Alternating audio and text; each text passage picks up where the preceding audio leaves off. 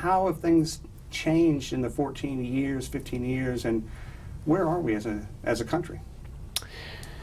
Well, sadly, I think that Islamophobia has now sort of become an entrenched and accepted form of racism in America today. I think that you can always take a pot shot at Muslims, Arabs, South Asians, and really get away with it with impunity, as we're seeing here, obviously, with Donald Trump and some of the political rhetoric that we've seen from other Republican candidates like Ben Carson and Ted Cruz and Marco Rubio. Islam and Muslims, sadly, have become a political football here in the United States, and sadly, we have not seen much meaningful pushback against that from our allies of different backgrounds.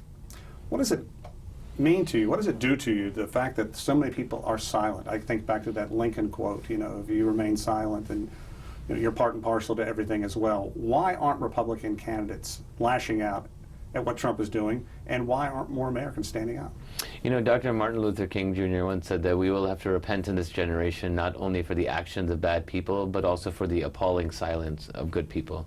And I think that we're seeing a lot of appalling silence all around this country, mainly because, sadly, Donald Trump is pandering to the Republican base. There was a Bloomberg poll that recently came out that showed that 2/3 of likely GOP primary voters said that they support a ban on Muslims in the United States. So this is not just this is not just one kooky fringe candidate in the Republican Party. Sadly, this has become part of the platform for many Republicans around the country. And it's not just throwing out words. Attacks are way up. Yeah, in the 1 week after the Paris attacks, for example, we saw mosques being attacked in Omaha, Nebraska, Pflugerville, Texas, Meridian, Connecticut. We saw a 43-year-old man in St. Petersburg, Florida, who was arrested by the FBI because he said that he was going to shoot and kill every Muslim child that he saw. There are Muslim women with the headscarves, the hijab, that are afraid to go out in public, for being walking targets for, racist hate mongers out there. We're entering into some dark times right now here in the U.S. Talk about those dark times. What are your fears? I mean, we talked about internment camps, but half jokingly, but there's a serious side to this. Yeah, I was on Meet the Press a few weeks ago with Chuck Todd and Tom Brokaw, and I joked about, I hope that they all come to visit me in the internment camps, because that's sadly what America has done in the past. I mean, only 70 years ago, we placed over 100,000 Japanese American, the vast majority of whom were American citizens at the time, in internment camps for the entire duration of World War II. And so, we've seen people like Donald Trump already talk about, having special registration for Muslims and Muslims having to carry special IDs on us at all times. I wonder if that's going to be similar to the yellow stars of David that many Jewish people had to wear in Nazi Germany. Would it be a yellow crescent moon this time? I would love to see Donald Trump get some famous American Muslims like Muhammad Ali, Kareem Abdul-Jabbar, Mike Tyson, Ice Cube, myself in a room and try to get us to register, since we were born and raised in this country. What's the real harm with all this as we move forward? The real harm with this is the fact that, it might be Muslims today, but it's going to be somebody else tomorrow. It reminds me of the famous poem by Pastor Martin Niemöller, first they came for the socialists, right? And, as long as it's not us that's the targeted demographic group, we're kind of okay with things. And, it's important for us, to speak out as allies. I'm a human rights lawyer, and so I like to speak out on anti-Semitism or homophobia because, I can serve as an ally to these communities. And thankfully, we've seen a lot of pushback against Donald Trump's rhetoric from priests, rabbis, people from other communities. But again, we've not seen that meaningful pushback, in society at large. We're starting to see some Republican political leaders push back as well. But, we need to see more people in the media, call Donald Trump what he is, and that's a racist. Walk me through when Trump first lashed out after Paris and San Bernardino, and then this past weekend throwing gas on a fire. What were your emotions when you first heard him bash Muslims and then say, we should ban all Muslims from coming into the United States, at least for the time being? Well, anybody who's followed Donald Trump's political campaign knows that he's nothing more than a egotistical megalomaniac. And obviously, the word apology is not in his vocabulary, and he has done nothing but double down on all of his ridiculous statements. The most obvious one is obviously, the fallacy that quote unquote thousands and thousands of Muslims were cheering on 9/11, and he happens to be the only person in the United States of America who actually remembers seeing that on television. Every fact checker, every media outlet in the world said that he's lying, and that's the thing, he's lying. He's not making up false. He is blatantly lying, and then he's doubling down on these lies, and it's pathological.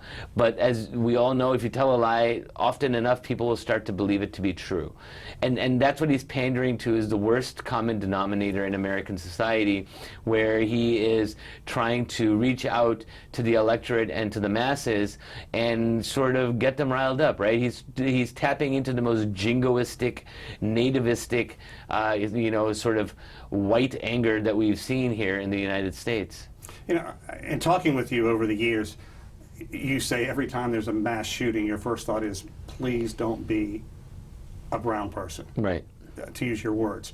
When Paris happened, what was your first reaction? Well, obviously, I was horrified. As somebody who has gone on international media for every single major global event since September 11th, it's disheartening always to see acts of mass murder anywhere, for example, but particularly committed by people who look like you or believe in the same things that you do. I think it's important to keep in mind that out of 350 mass shootings that have occurred here in the United States in the year 2015 thus far, 99% of them were not committed by Muslims. Just a week before the San Bernardino attacks, we had Robert Deere walk into a Planned Parenthood clinic in Colorado Springs, Colorado, and his ex-wife testified openly in court last year that he was a Christian extremist, and he went in as a Christian terrorist. But we never saw him being called a Christian terrorist in any of our media narratives. There's a double standard in America today where the term terrorism only applies to people with brown skin who happen to be Muslim, and that same standard is not applied to everyone else. He's a loner. Yeah, of course, he's a kooky loner. Whereas whenever a Muslim commits a criminal act, it's part of some sort of global Sharia conspiracy. But deep inside, or I guess not too deep inside now, you have to know there's going to be more blowback. Is that what goes through your mind as well? Yeah, absolutely. I mean, obviously there are mosques around the country that are fearful of reprisals. I mean, there was a mosque in Philadelphia that had a pig's head that was thrown at it. I mean, these sorts of hate crimes are only going to continue as long as we let people like Donald Trump continue on with their xenophobic, bigoted rhetoric with impunity. When you hear national media types, people who are supposed to be intelligent and have the pulse of the nation, things like that, and they say, why isn't the Muslim community denouncing these attacks in a much harsher fashion? Mm-hmm. What goes through your mind? What goes through my mind is I tell them that if you Google the words Muslim condemn terrorism, you'll receive over 16.9 million results. So if you think that Muslims don't condemn terrorism, you don't know how to use a computer. There are just some people who don't want to listen. They want to cast us as the boogeyman. We're the new green scare, just like the red scare during the Cold War era was the red Soviet communist threat, and now we are the green Muslim threat. And America, as you know, has always needed a proverbial boogeyman, and that's what we happen to fill the space with currently today. It's interesting because I also think back to the McCarthy hearings when someone said, have you no decency? Yeah. And that was the first thing I thought when Trump went off this past weekend. And he has no sense of decency, and that's become quite clear. But it's going to take Republican Party leadership. I mean, he's hijacked the Republican Party. Let's be honest here. The Trump card no pun intended, that he's holding is that, he said that 68% of my supporters claim that they'll support me in a third-party independent bid, which obviously will destroy any Republican chance of winning the White House in 2016, which, as a liberal Democrat, I have no problem with. What I have a problem with is beyond presidential elections. I do not want it to be okay in American society to have this sort of blatant scapegoating and demagoguery against any minority demographic group. I don't care if it's Muslims, mm-hmm. Mexicans, Jewish people, gay people, black people. Donald Trump is making it okay to be Islamophobic in America today. Absolutely. What about your life? How has it changed? You mentioned death threats. You are in the epicenter of what's going on. Everybody wants to talk to you. You're the moderate voice, the good-looking guy who comes across well. Well, I'm the mainstream guy. We Muslims, we cringe when we hear the term moderate Muslims, because the term moderate Muslims was actually coined by the Bush administration to basically mean the sanitized Muslims.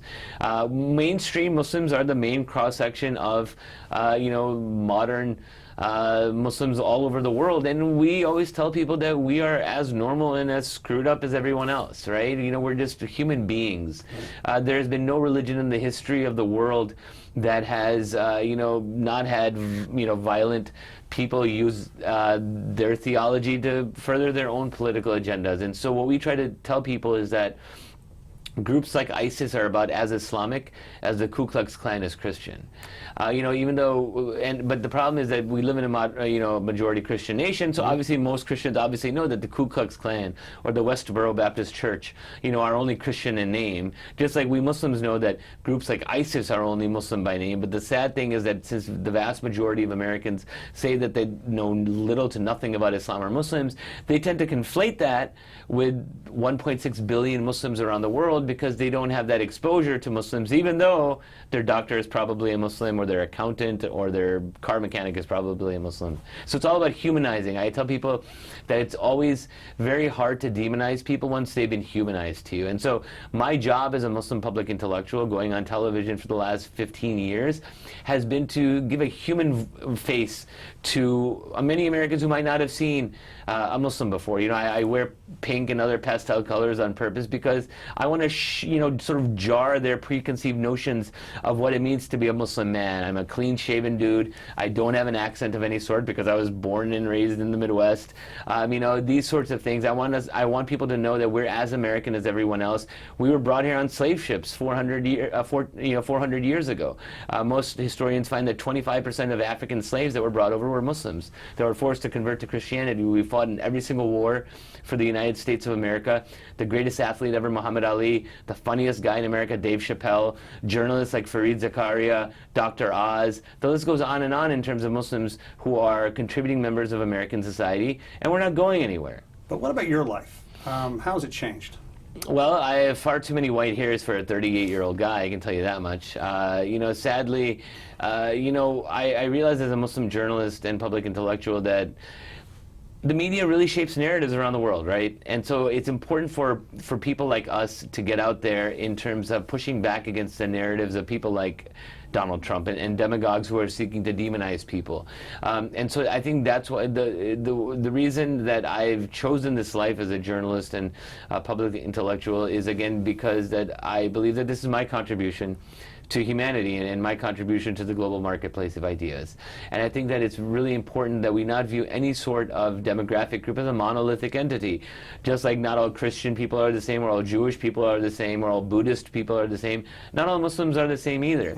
But sadly, there is literally no demographic group on the face of the earth today that is placed with more collective guilt for the acts of a fringe than Muslims around the world. And then when you do go on network TV sometimes to get your point out, you come across the kind of incident you had with Don Lemon last January. What happened and what went through your mind? So on the evening of the Charlie Hebdo attacks in January 2015, I was invited to go on CNN Tonight with Don Lemon, whom I had been interviewed by half a dozen times. I had been on a few weeks earlier. And, we were talking about the Charlie Hebdo attacks, and out of a 6-minute interview, I had spent the first 2/3 of it, the first 4 minutes of it, categorically condemning it with every superlative that I could think of. I called it an irreligious act of mass murder. I said that it was a crime against humanity, for God's sake. And, I don't know how much more condemnation you could want from a Muslim guy.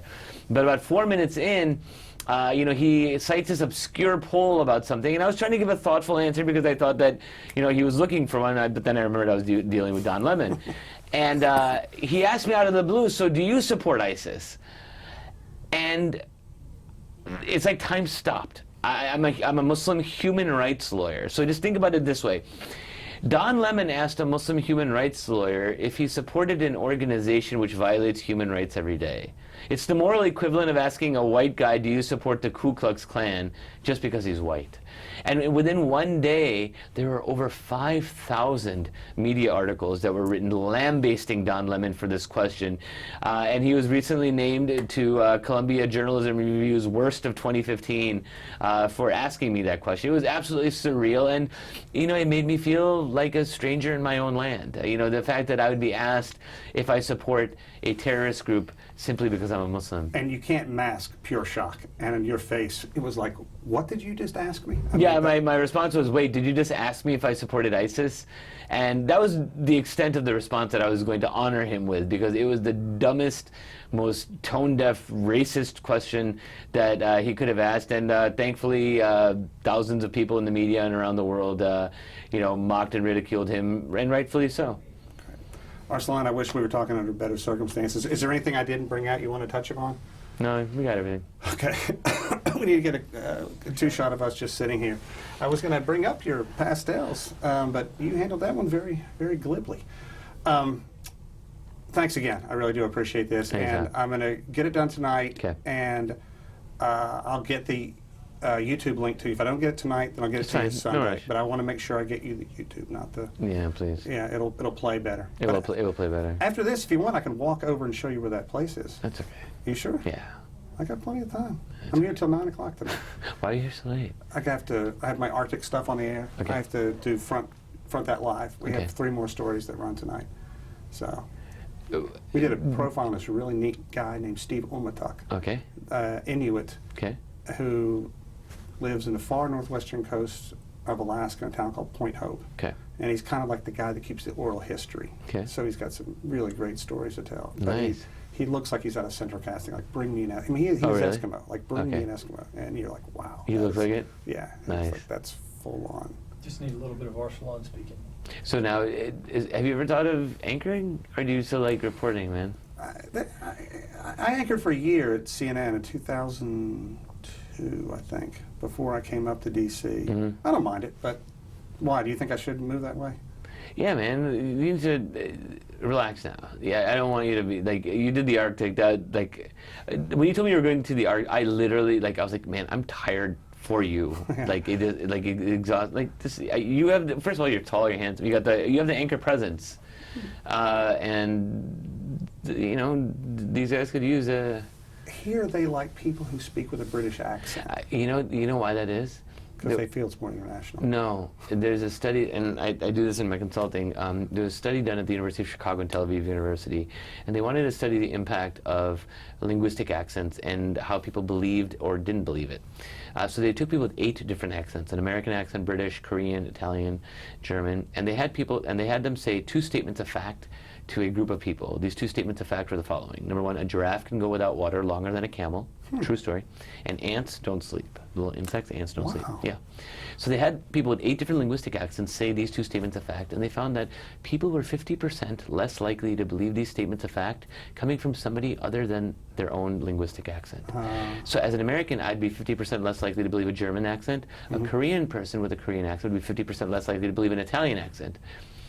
Except one accent, the British accent, which was universally believed more than anybody else. It's delightful. That's why. Yeah. That's why. It's not about international.